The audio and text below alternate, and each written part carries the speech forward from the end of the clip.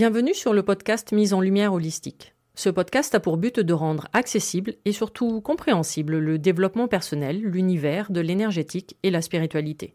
Mise en lumière holistique est là pour vous apporter des clés de compréhension dans votre cheminement intérieur spirituel. Des clés pour avancer, comprendre et œuvrer sur vous-même. Je suis Véronique Thorezin, coach, mentor et thérapeute holistique quantique. Et c'est la maladie, une sclérose en plaques, maladie neurologique dont je suis atteinte depuis plus de 15 ans, qui m'a permis de découvrir et plonger dans le monde énergétique il y a plus de 10 ans maintenant.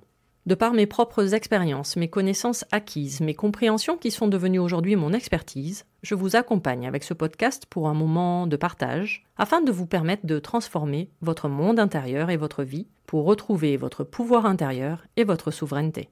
Chaque semaine, seul ou avec des intervenants, j'aborderai de nombreux aspects de l'univers énergétique, tels le lâcher-prise, la confiance en soi, les différents plans de conscience, la médecine traditionnelle chinoise, ainsi que bien d'autres pratiques de la spiritualité. Et surtout, une notion chère à mon cœur, l'ancrage, la clé de votre être. Je vous souhaite la bienvenue pour ce moment d'écoute. Vous êtes un corps, une âme et un esprit.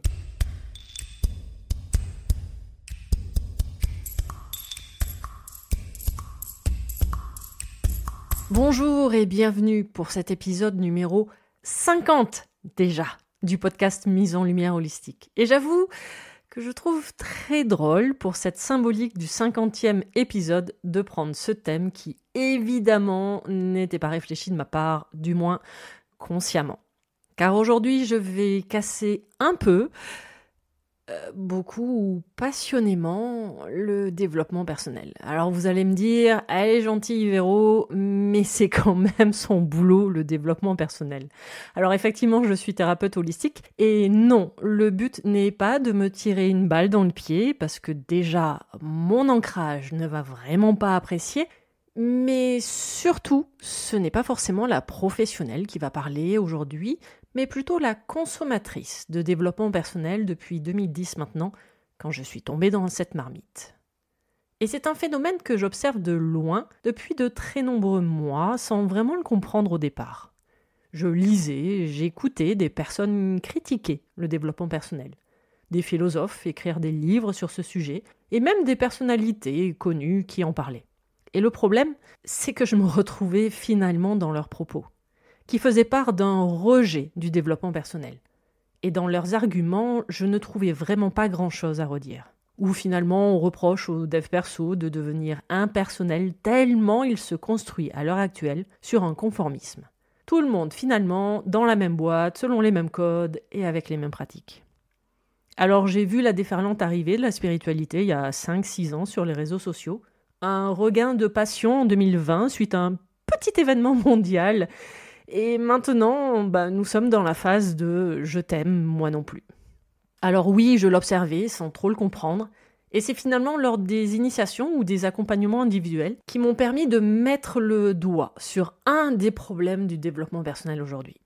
C'est qu'il est compris et surtout pratiqué à l'envers. Bon, comme beaucoup de choses sur Terre aujourd'hui, enfin bref.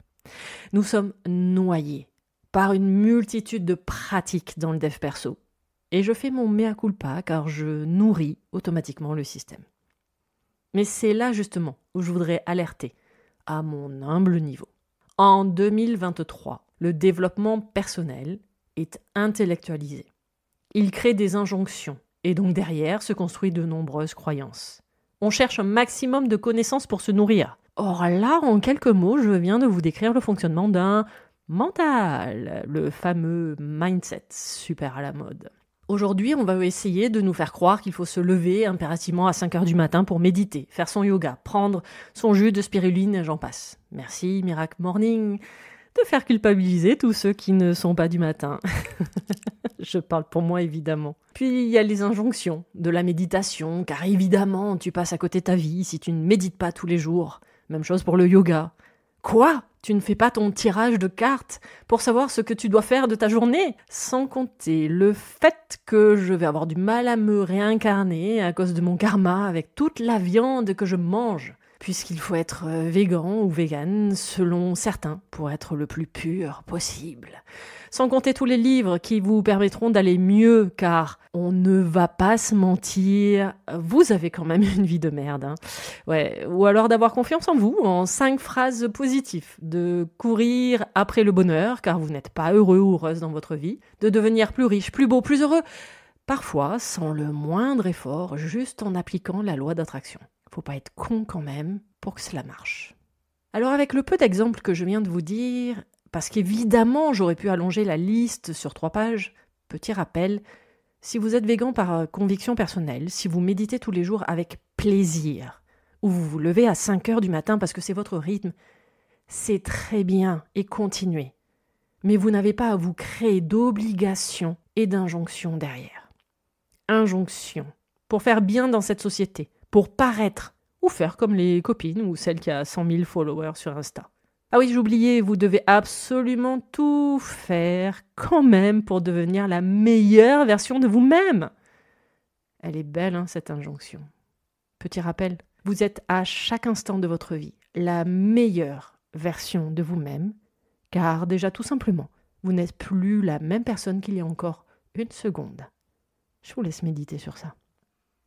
En fait, aujourd'hui, je comprends tellement les personnes qui font des burn-out dits spirituels. Tout est fait aujourd'hui dans le développement personnel pour culpabiliser. Car finalement, on croule sous ces injonctions, ces obligations. De la nouvelle lune, de la pleine lune, de féminin sacré, des rituels, des routines, de telle pierre avec tel encens, de telle plante. Quoi ? Tu n'as jamais fait ton human design ? Mais t'as loupé ta vie quand même. Tu n'as pas le droit d'être malheureux ou malheureuse, triste ou en colère, car ce sont quand même des énergies basses. Tu n'es pas à la mode si tu n'as pas trouvé ta flamme jumelle. Sans compter, regarder la symbolique des heures miroirs sans cesse, de chercher des plumes absolument partout où j'en passe. Alors évidemment, j'ai dû tomber dans le panneau également à certaines reprises, mais finalement avec le recul, pas tant que ça. Car ma force a toujours été d'être une très mauvaise élève, aux grandes dames de mes mentors et de mes maîtres.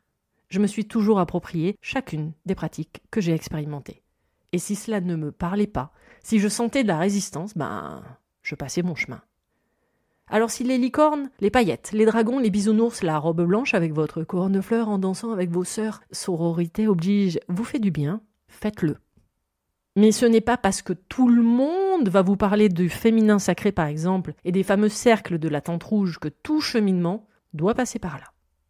Si cela vous plaît, vous rassure, vous sécurise, enfin je parle à votre mental évidemment, parfois, certaines pratiques du folklore terrestre n'auront pour but finalement que de créer de la frustration, de la culpabilité, voire de l'impatience.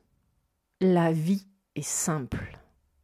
Arrêtez de vous la compliquer, et c'est justement ça le problème.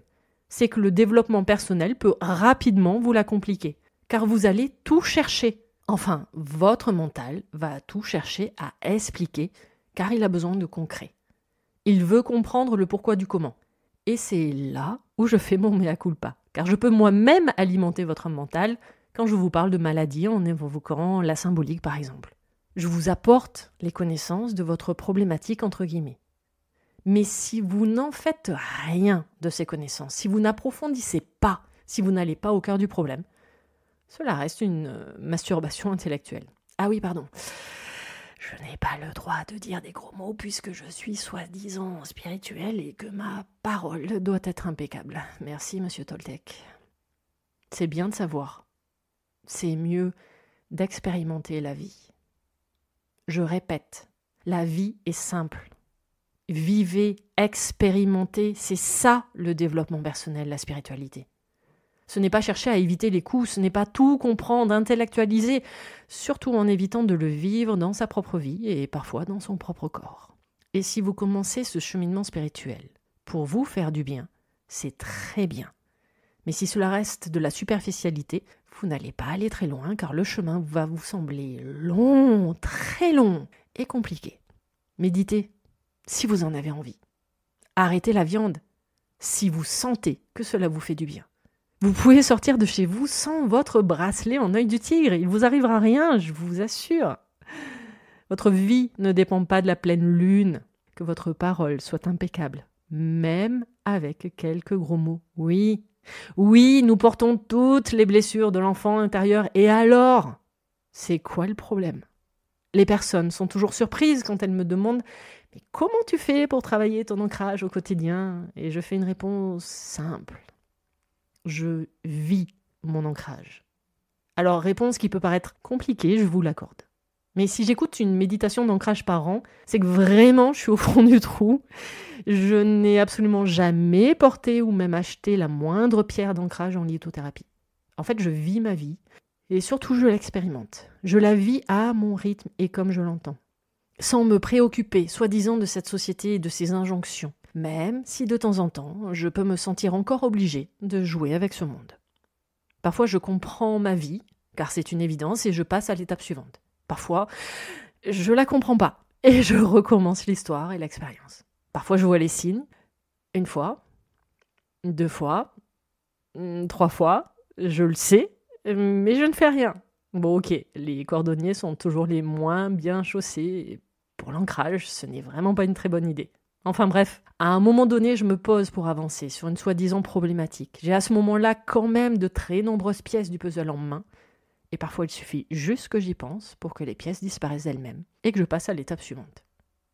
Et souvent, il suffit d'une conversation, d'un échange nourrissant, d'une lecture de livres, et encore plus puissant évidemment d'un accompagnement. Car nous n'avons pas toujours la capacité de voir et de comprendre toute la problématique. Et surtout, nous sommes les moins bien placés pour comprendre l'histoire, puisque nous en sommes quand même l'acteur principal de notre propre histoire. Pareil, quand je vous parle de problématiques, on dirait que l'on passe son temps à régler des problèmes en dev perso. Que jamais rien ne va dans votre vie, que vous avez un problème avec votre mère, votre père, le chien du voisin, votre lignée familiale, et j'en passe. Bon alors sur l'idée, c'est pas totalement faux, puisque nous sommes venus nous incarner dans une matrice terrestre pour expérimenter un jeu. Donc il faut bien des rebondissements dans l'histoire, il faut bien des conflits de famille, des secrets, et j'en passe. Mais vous n'avez pas besoin d'être Sherlock Holmes, H24. Le dev perso, c'est un marathon, pas un sprint. Le marathon de toute votre vie, sans fin, en boucle et en boucle. Bonne ou mauvaise nouvelle, je vous laisse juger. Enfin non, pas juger parce que là, c'est votre mental, du coup, qui va rentrer en jeu. Rappel non négligeable. Le manuel pour les nuls du développement personnel n'existe pas. Car tout simplement, nous sommes absolument tous uniques. Ce qui marche pour ta voisine, ta sœur, ta fille ne marchera peut-être pas pour toi. Et c'est parfaitement ok. Ah oui, chose importante. À partir du moment que, lorsque vous expérimentez un cheminement spirituel, en utilisant la boîte à outils du dev perso, en vous posant la question du comment je fais ? Mauvaise nouvelle, c'est foutu. Comment est une question appartenant à votre mental. Pourquoi, par contre, appartient à la spiritualité. Lâchez-vous la grappe, sérieux. Expérimentez les outils du dev perso, mais en vous les appropriant sans copier le voisin. Faites comme Frédéric Midal l'a dit, foutez-vous la paix et commencez à vivre. Allez, ce nouvel épisode du podcast Mise en Lumière Holistique, le numéro 50, est maintenant terminé. Vous pouvez écouter tous les autres épisodes sur les différentes plateformes d'écoute ainsi que sur ma chaîne YouTube. Retrouvez-moi sur Instagram également où je partage mon expertise au quotidien et toutes mes prestations, coaching, initiation Reiki et même les soins audio hypno-méditatifs sur mon site internet. Tous les liens pour me retrouver sont mis dans le descriptif de cet épisode. À vos prochaines écoutes, à nos prochaines aventures, merveilleux moments à vous et à très vite dans un prochain épisode. Pour ne manquer aucun des prochains épisodes, n'hésitez pas à vous abonner sur votre plateforme d'écoute favorite, à commenter, à noter et même partager le podcast Mise en Lumière Holistique. Vous êtes un corps, une âme et un esprit et n'oubliez jamais, vous êtes précieux.